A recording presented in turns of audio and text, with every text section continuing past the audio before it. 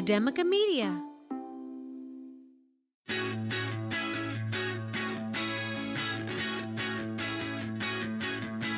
From Academica Media Studios in Miami, Florida, it's Big Ideas in Education, a weekly recap of inspiration and innovation in your schools. Welcome to the show, everybody. I'm Ryan Kairalla. The impacts of AI on learning is one of the hottest topics in education. Is AI a tool for education innovation, or is it a hindrance to learning? Or is it both? And can we as educators take steps to ensure that artificial intelligence can be a growth partner in education over the long term? Joining us to discuss this topic is Gerry White, the Dean of Academic Technology at ECPI University and the founder of MyTutorPlus. You can find out more about our guest's work by visiting gerrywhite.tech and gerrywhite.substack.com. Gerry, welcome to the program. Hi, how are you doing? It's great to be here. Great to have you here. I have just been champing at the bit to have this discussion with somebody who is more of an expert than I. I have so many questions. I'm eager to get into this, and I know our community of education professionals wants to hear from you as well. I'd like to begin the interview not with my words, but actually with your words. I want to quote from a recent article you wrote because I think these words seem to go a long way in helping people understand your worldview when it comes to AI and what drives you. This is a long quote, but it's a good quote, so stay with me here, folks. Quote, "We're standing on the edge of an age where artificial intelligence is no longer a tool in the corner, but the very operating layer of our world. It's embedded in cars, classrooms, medicine, governance, everywhere. But here's the truth that gets lost in the noise. AI can't invent the future by itself. It can simulate, predict, remix, but it cannot originate. That raw spark, the flash of insight, the leap across the gap, that still belongs to us. Human intelligence is not just useful, it is foundational. Without it, AI becomes nothing more than a reflection, an echo chamber of the past, endlessly reprocessing what it already knows. If we stop cultivating human intelligence, stop training it, stop valuing it, then we risk a world where AI doesn't evolve, but instead calcifies. Efficient, yes, but lifeless. This is why education matters now more than ever. Schools, colleges, and communities cannot afford to reduce learning to only a set of technical skills or job-ready checklists. They must keep teaching the hard, slow work of thinking, how to wrestle with uncertainty, how to see from another perspective, how to question the obvious. These are not luxuries. They are the engine of progress. Every major breakthrough in science, art, or technology has been born of a human mind refusing to accept the given and daring to imagine something else, something more, something new. I mean, I'm bought in on this. I'm excited about this. It definitely helps sort of absolve or resolve some of the pessimism I've often felt when I think about AI in education. Can you reflect on these words, sir? Well, it's important to know that, as the quote says, that creative spark, and we're not really sure how it happens in our brain either, but we know that AI cannot do that yet. And that's just one of the things that we push to the students. You always start with yourself, always start with your own idea. I teach writing, so if you don't start with that, if you query the machine before you think yourself, what you're going to get is not yours. It's going to be, again, something that's just been rechurned from the past or from that training data.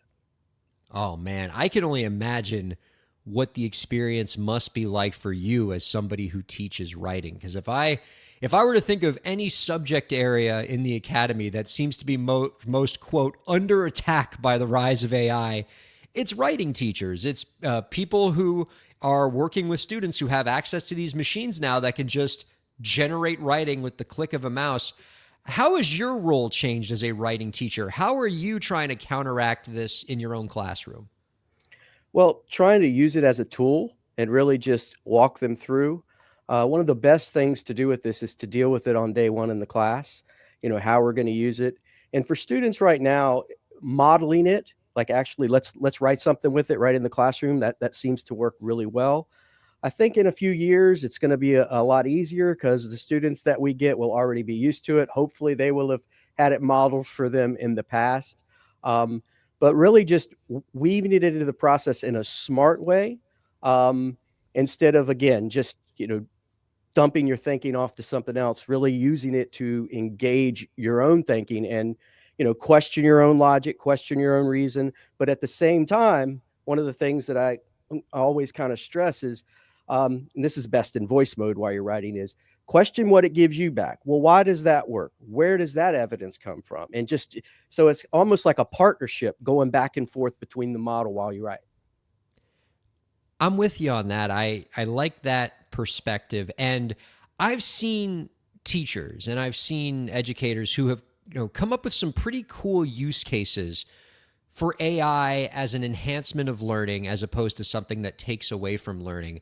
I'm interested in learning more about how you use it in the classroom. What are some specific action steps that you might give a writing student in how they can use AI in their writing so that it doesn't detract from that learning process? Like, what stage of the writing process does the AI come in?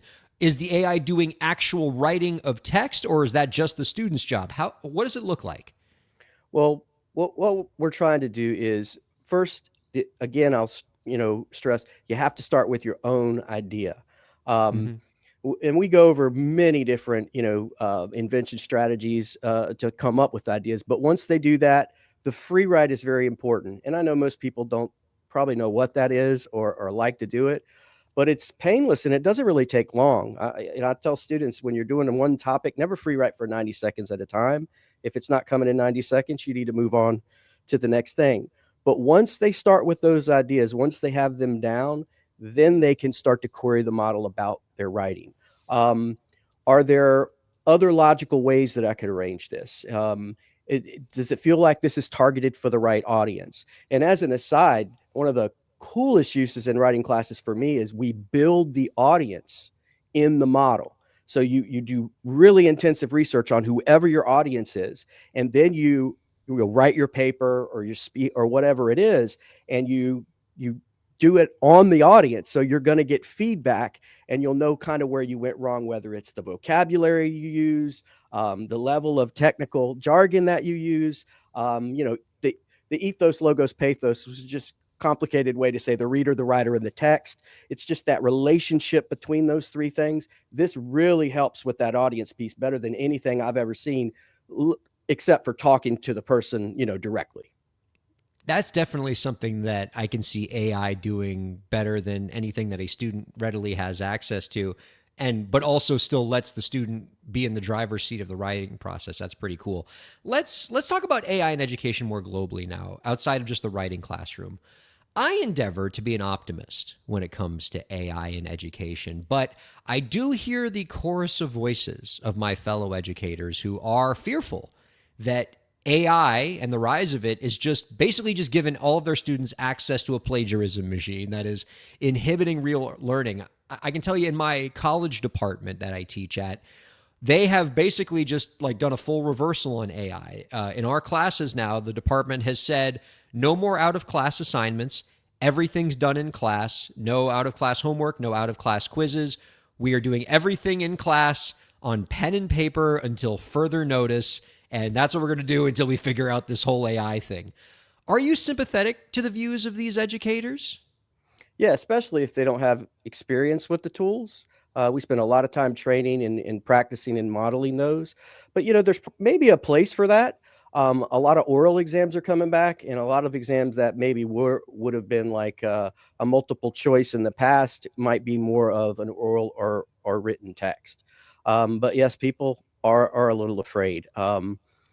It could go a couple of different ways.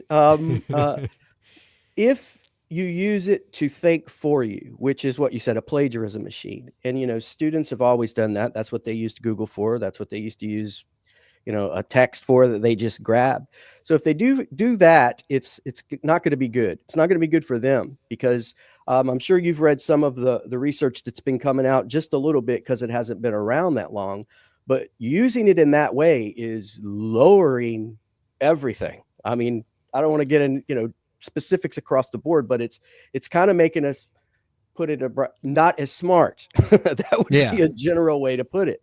And then I've actually seen a couple things lately where they've gone back and actually looked at Google because nobody had really looked at it this way.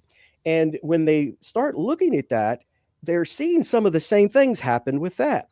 So let's say you have a question.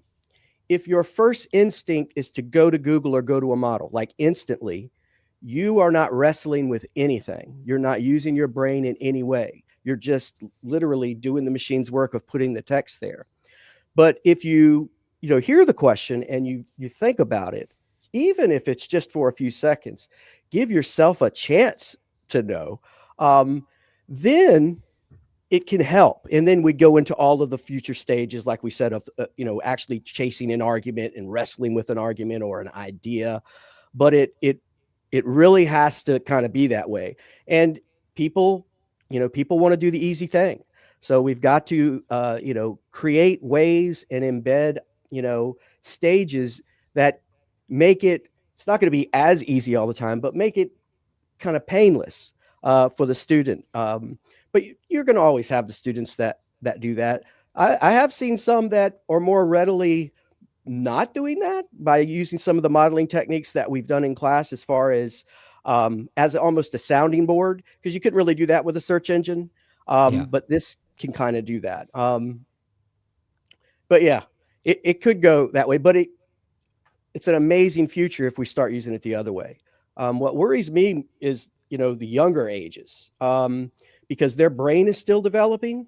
So if their first instincts are to always go outside, I don't think any of us know where that's going to go. So we really need to focus on that level up as well, especially with us pushing AI down to, pretty much every grade now. I mean, it's just the thing I struggle with, Gerry, is that, yes, I see a lane where AI, is just smooths the path for us and doesn't require us to engage in real hard learning, the kind of, difficult mental things that we have to do that actually strengthens those mental muscles, right? And instead it allows those muscles to atrophy. And then I see a lane where if you use it the right way, it does strengthen those muscles, right? It is a tool to cause you to intellectually wrestle with things and make your brain smarter. The problem is the first use case is just so easy to do. And, it's easier than the second use case. And it's so easy for a student to just use AI as a plagiarism machine rather than do the hard work of using it as the thing that strengthens our muscles. And for the education system, how do we create a situation where the students are using it in the second way when the first way is just right there for them? I think we have to do what we kind of have always had to do in teaching. I mean, you teach. I don't know if it's half, but I'd say half of what we do is convincing the student that what we're teaching is worth them learning and showing them where it's going to do them well. And to me, just at this level, as far as in the classroom, one of the most hard things, or one of the hardest things for students to do, is find out who they are, to find their voice. And that happens, from early ages, but in college, you really start to come up with a subjective point of view and a voice. And it's not easy to come up with that voice. In fact, that voice and that point of view is the only thing we know AI won't be able to do anytime soon. So if you're giving that over, if you're letting it become that voice, you really have no point of view, or you diminish it so much that, how are you even going to have a conversation in the line at McDonald's about somebody asking you about something without, having your meta glasses on, or, having something. Everybody's coming out with the hardware now, right, where you can ask it.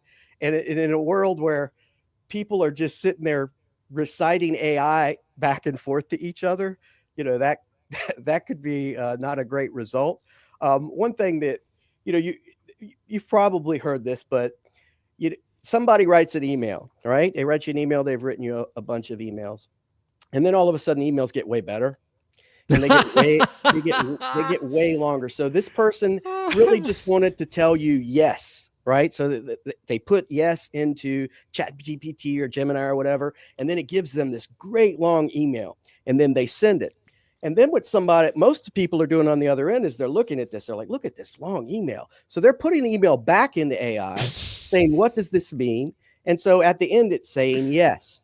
So a lot of that, if you show that to students as well, it's like, look, you're doing more to get less if you use it in this way. So we just have to convince them of that. And I think a big part of convincing students that what they're learning matters, and so they have to engage with it authentically and not just through AI, is the way we've always, or one of the ways that we've always tried to show students that learning matters, by pointing a direct line between what they're learning in the classroom and the future employment that they might have down the road. But I think one of the challenges we're facing right now is that AI is also disrupting that. More than ever, today's students have no idea what tomorrow's jobs are going to be any more than we do. And I think some of the most pessimistic people are wondering if human labor as we know it is just going to be completely a thing of the past by the time the next generation enters into the workforce. So how do we tell students that what they're learning matters when more than ever it's very difficult for us to know what these students are going to be doing in their future jobs someday because of that same AI tool? There's a couple parts to that. One, as far as their disciplines, what their major is. I use examples from every major, just about in every class. You try to always bring it in and show them very directly, look at how this is going to be able to help you in business. I mean, look at what, people are using it to pick stocks, to trend markets, to target, audiences. Look at how people are using this in robotics. I do a lot of robotics stuff here at school. So we'll bring in the robot and we'll show them, look, this is what the AI is doing. This is how he talks to you. This is how he doesn't walk into the wall. And it's across the board. So I constantly, people ask me this all the time. I say, whatever you're doing, make sure you stay on top of the AI component of what it is you're doing to stay ahead of whatever curve there is. And that will put you at least on top of that curve. The other part of that is, I know I'm biased because of what my background and what I teach, but the skills that people have not really thought about is that important for years, those humanity skills, right? Those people skills, those critical thinking skills, they're now liberal arts making a comeback in the AI world. Just writing a good prompt, is so important when a language model now is our front end to all the other different types of AI that we use in many cases. So, that skill is very directly used in, for all students and, when they get out in the workforce. I mean, we see it every day. So, one, the AI components, and we try to stay on top of them, like what happened last night, right? For their discipline, but really to stretch that over. Now, how does that connect to you? How does that connect to people? What's that going to do for your customer? What's that going to do for your patient? So those two pieces really are kind of the advice I try to give. I like the point that you made about how every single working field needs to learn how AI intersects with their field. It reminds me of that adage that we often hear now with AI, which is that, something along the lines of AI is not going to take your job, but your job could get taken by a human who knows how to use AI. Right. I've heard that. And that's already happening in a lot of places. Sure. Let's try to distill some of this down to practical, actionable advice. For a teacher who's listening to this right now, what are some actionable steps that they can take right now in their classrooms to address the impact of AI in a positive way? Well, one, we've already mentioned writing. So anybody who does any writing assignments, they can, kind of model that for students. You want to use it yourself first. So you want to practice that. Anyone could feel free to contact me. I've got a lot of information. I'm willing to help anybody learn that because it's very important. So that's one component. The other part is, again, maybe modeling again is the thing. Like, how do you use it to think? For teachers across disciplines with, say, assignment design, let's say you design a really great assignment. How would this assignment vary for every major?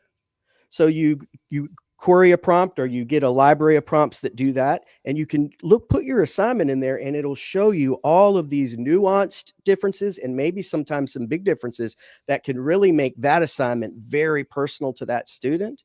And it's not so hard now with AI to say you have 20 people in a class. you could possibly make that assignment personal for every student in that class without a whole lot of time and effort if you build those prompts in that library. So that's a really good use of it for them. As far as the audience thing, a lot of teachers, how would you respond in an interview? So you build the AI to be whoever's supposed to interview you, if it's a manager at AWS, or maybe it's the department head of a school you're trying to get into, and then practice. And that could be modeled right in the classroom as well. That's very cool. And to your point earlier, I have been pretty blown away by some of the teachers I know who have been able to find ways to use AI to instantly differentiate their instruction for like different learning styles and different audiences, and have found it a very useful tool to be able to create some pretty cool lesson plans without having to spend hours or days focusing on the differentiation piece. I think that's pretty neat. Before we get to our final question, Gerry, I kind of want to shift gears a little bit here, because something you need to know about our guest viewers and listeners is that Gerry's something of a Renaissance man. In addition to the fantastic work that he does in education, he is also quite the artist. He's a writer and a musician.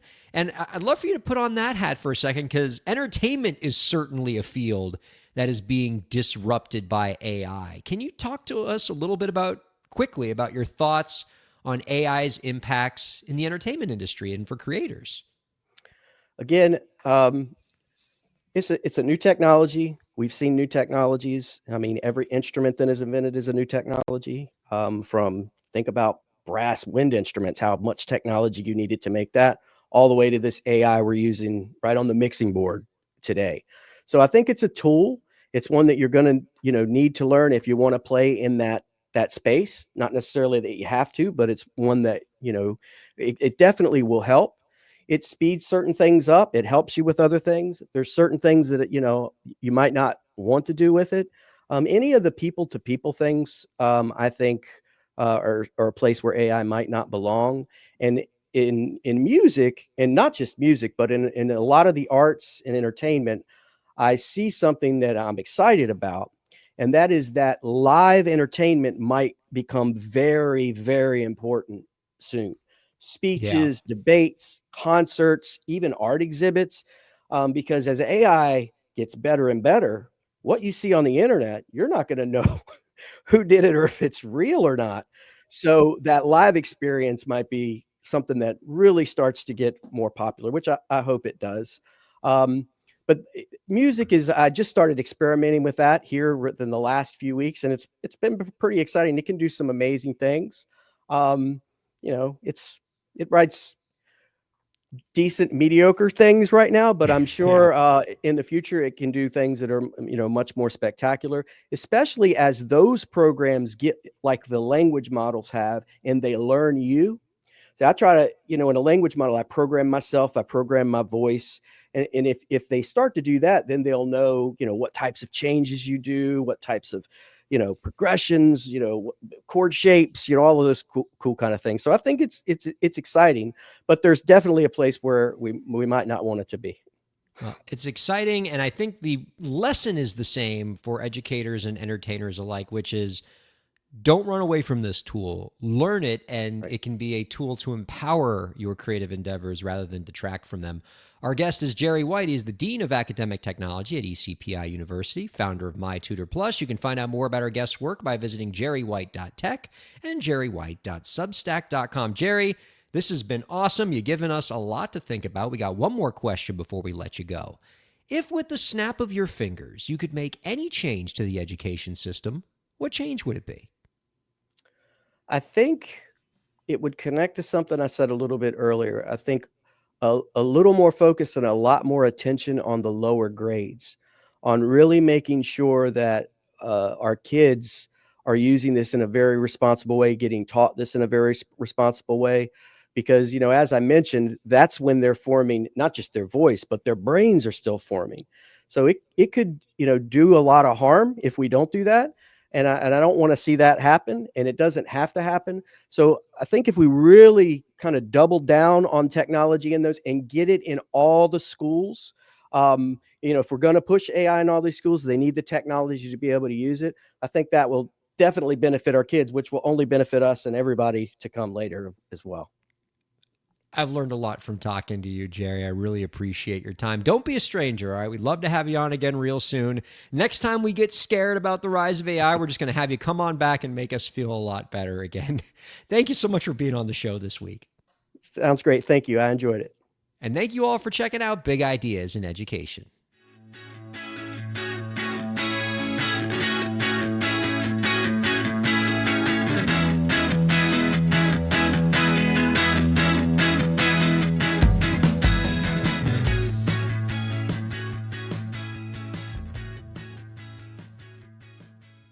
The views expressed on the preceding program have been those of the hosts and guests and do not necessarily reflect the views of Academica, its clients, staff, affiliates, or advertisers.